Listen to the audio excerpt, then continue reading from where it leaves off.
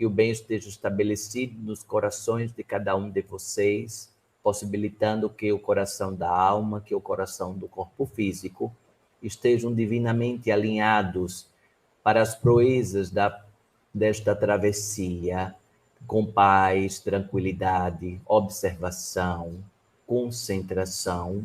Tenho percebido que muitos das famílias que visitei nesta última semana estava precisando de maior concentração, concentrar-se naquilo que deve fazer, no que está fazendo, no agora.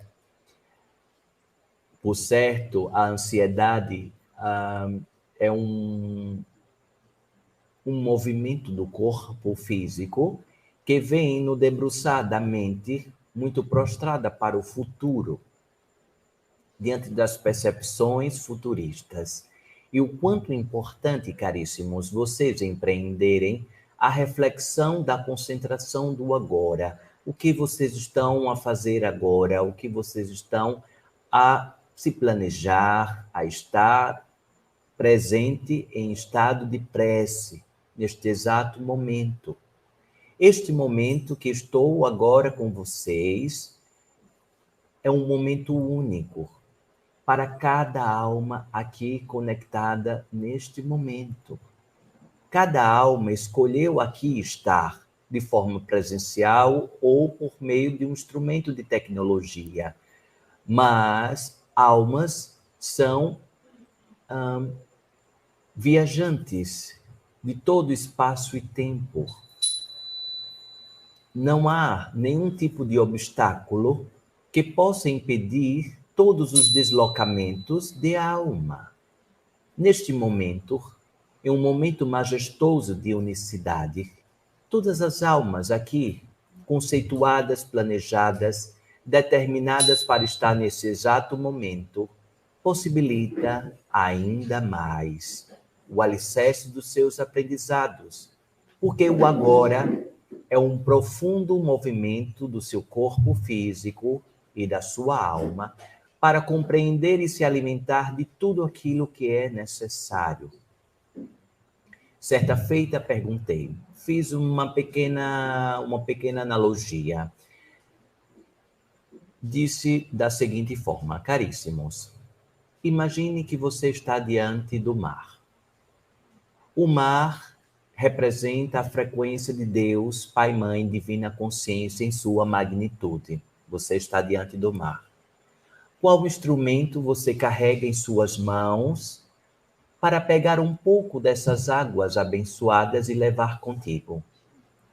Uma colher, um copo, um barril? Qual instrumento que você está devidamente disponibilizando para beber desta fonte infinita que era o poder de Deus, Pai, Mãe, Divina Consciência? Qual a abertura que você está verdadeiramente possibilitando para que Deus empreenda todas as transformações sob a autorização do seu livre arbítrio e debruçado na sua reforma íntima?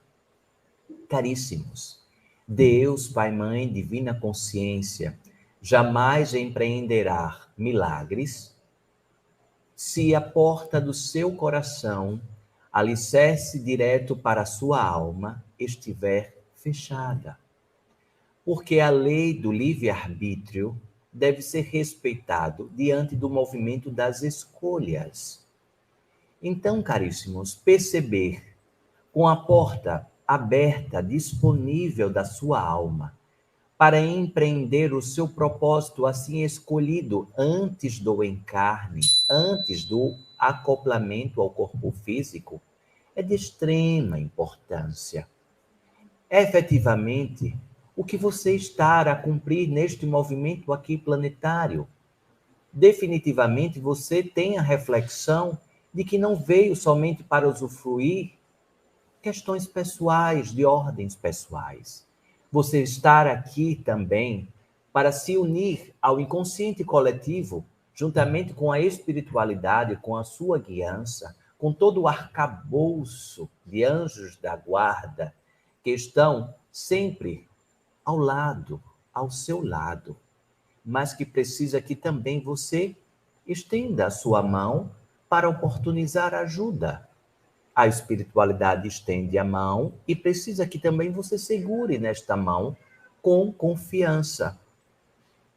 Mas, caríssimos, dentro desta caminhada da confiança, é importante que os olhos estejam sempre vigilantes, que o bom senso sempre seja empregado, que os filtros naturais das verdades assim alicerçadas sejam também colocados.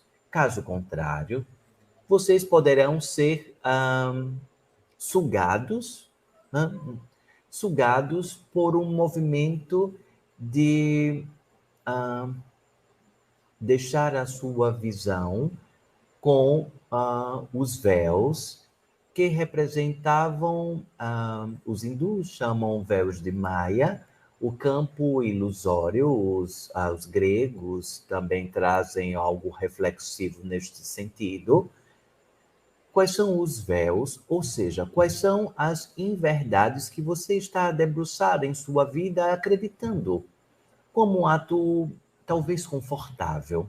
Você sabe que você já pode dar um passo mais adiante, diante de tantas diretrizes já sabidas e recebidas da espiritualidade, diante de recados, diante de orientações, consultas, conexões diretas, atos meditativos, mas por que você ainda está sem empreender movimentos de tudo que você já sabe?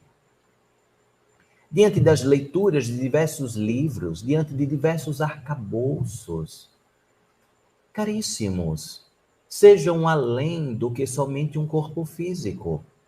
Sejam além do que a percepção do que o corpo físico pode empreender e dar para vocês. Definitivamente, vocês são almas, são espíritos em viagens muito curtas, dentro dessa experiência corpórea, dentro desse vestuário corpóreo. A viagem é muito curta, é muito breve. Não percam tempo, caríssimos, não percam tempo com bobagens. Levem sempre pérolas no coração de vocês, não acumulem pedras nos bolsos de vocês, sempre tenham refletido aqui em conjunto. Levem pérolas, as pérolas da vida. Observe o que de magnífico, de positivo você aprendeu com cada pessoa, indistintamente de quem seja. Da mais desafiante à mais benevolente que ocorreu no cruzamento do seu destino. Pois assim são estruturas naturalmente necessárias para o seu engrandecimento de espírito. E então eu pergunto, qual o melhor caminho para se chegar a Deus? Qual o melhor caminho? Quem tem a fórmula de qual o caminho ou o melhor caminho para se chegar a Deus? Qual o melhor caminho para se chegar a Deus? Em um ato meditativo, em uma contemplação à natureza, em uma manifestação, em uma das manifestações das religiões que aqui estão postuladas. Quem levará de uma maneira verdadeira a Deus? Caríssimos, o caminho a Deus, Pai, Mãe, Divina Consciência, esta força, esta potência conectiva de consciência, ela não é ensinada em nenhum templo. Ela é apresentada por diversas formas, em percepções de cada religare ali estabelecido em grupamentos espirituais. Diga-se espirituais, todas as manifestações de religiões. Algumas ensinando a ficar restrito ao livro sagrado. Outras ampliando manifestações de livros sagrados associados a outras manifestações de conexões espirituais.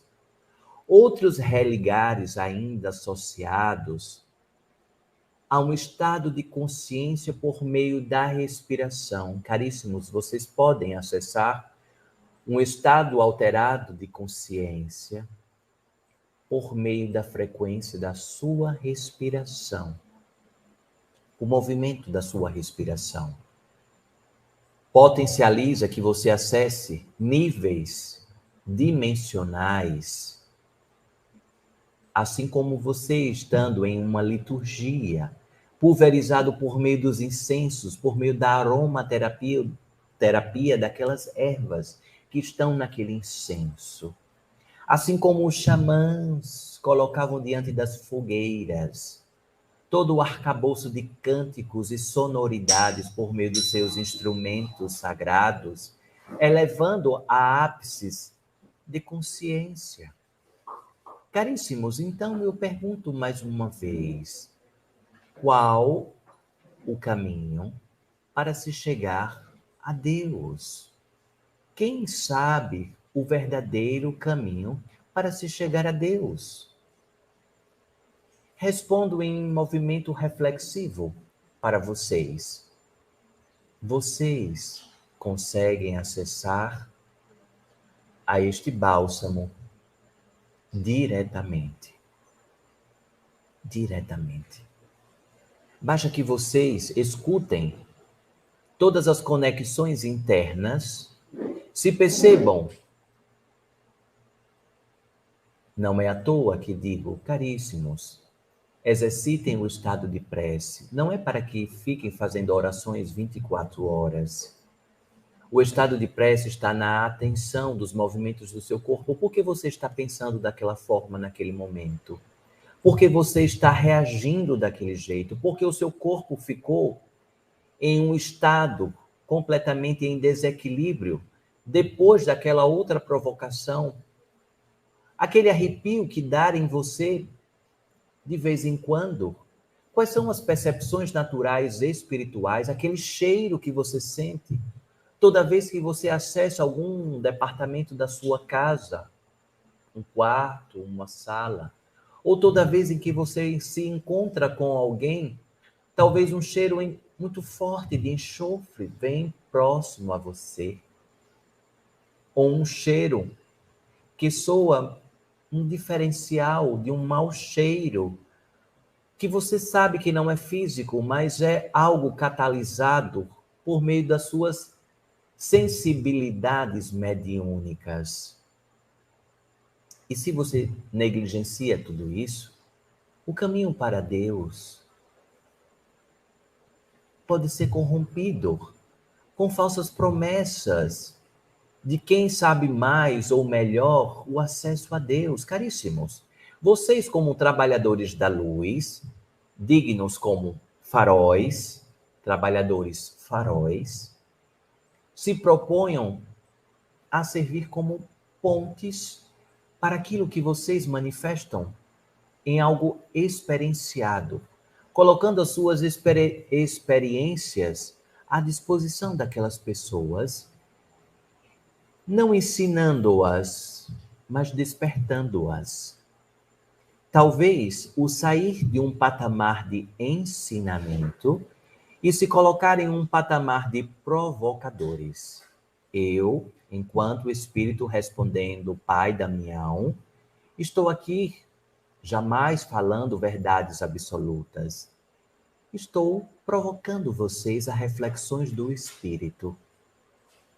Pois esta viagem do corpo físico que vocês estão experienciando, caríssimos, afirmo a vocês que é uma viagem muito curta, em que vocês precisam prestar muito atenção ao seu espírito, às necessidades naturais do seu espírito, cuidando do seu corpo físico, para que seja um veículo saudável, para que seu espírito potencialize o máximo de empreendedorismo mediúnico. Caso contrário, caríssimos, vocês passam pelo processo encarnatório despercebidos. Vocês não observam como foi a caminhada. Tenho dialogado com alguns espíritos recém-retornados ao plano espiritual, e uma das grandes confusões dentro de alguns diálogos relatados tem sido isso. Não lembro como foi minha vida encarnatória. Não lembro como foi a minha vida encarnatória. Como se fosse uma síndrome que o espírito estivesse acometido de esquecimentos profundos, amnésias profundas da sua vida encarnatória. Uma das primeiras perguntas diante da colônia de Alvorada, diante da recepção, é: caríssimo, narre um pouco como foi a sua experiência encarnatória. Não me lembro. Não me lembro. E dentro desta experiência, desta fala, existe um aprendizado muito profundo. Não estava prestando atenção no que meu espírito estava experienciando.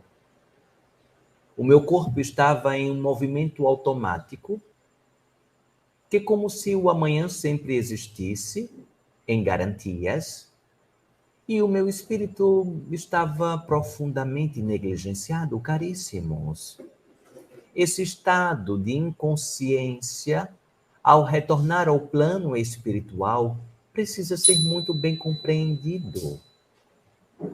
Prestar atenção no movimento do estado de prece é estar consciente das suas verdades cíclicas. Hoje, você está debruçado ou debruçada em verdades, mas que talvez há um ano você possuía verdades completamente distintas. Hoje você já amadureceu para outros patamares. Talvez daqui a um mês você tenha outras percepções de verdades dentro dessas verdades que você possui hoje. Alguns desses espíritos, recepcionados em Alvorada recentemente, relata que estava em profundamente amargor com um dos seus parentes diante do último desejo da forma se cremado ou enterrado. E que um desses movimentos, este espírito relata, vou chamar este espírito de espírito Pi. O espírito Pi, ao chegar recentemente em Alvorada, relata que teria solicitado aos seus familiares que procedesse à ritualística da cremação.